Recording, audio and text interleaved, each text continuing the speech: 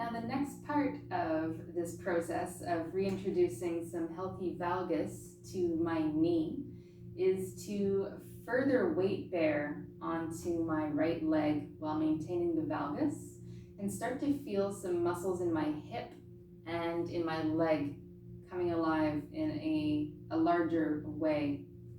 So I'm going to increase my split stance now so that I have a longer stride and a wider stride.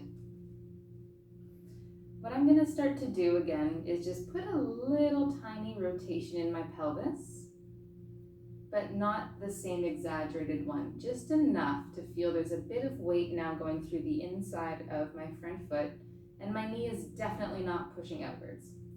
From here, I'm going to do a hip hinge. So I'm going to think of sending my pelvis back through space towards 6 o'clock behind me, keeping that sense of pressure on the inside of my foot and my knee slightly in over my big toe.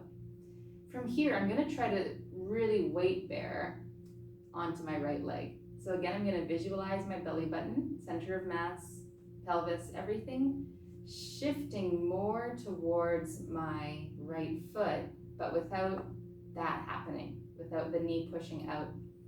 So it's like my pelvis is gliding over top of my right leg, like a tectonic plate shifting over. And when I get to about here, I feel my glute and my hamstring, especially my lateral glutes, starting to receive my body weight and lighting up. So that's an eccentric load or a lengthening under tension. We're lengthening and working at the same time.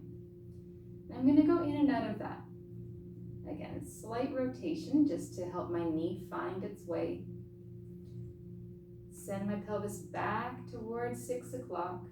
What I'm trying to really feel is that my hips are, or my pelvis bones are kind of side by side, not rotating towards my front leg at this point, which might cause my knee to bump out to the side.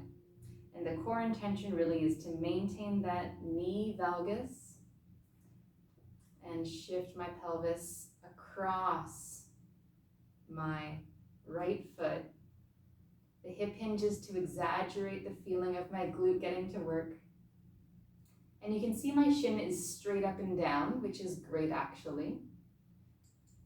I don't need it to be a hugely exaggerated valgus. The more my body weight comes over, I actually want a vertical shin to be a nice pillar of support, not a knee that's dumped way in nor dumping out.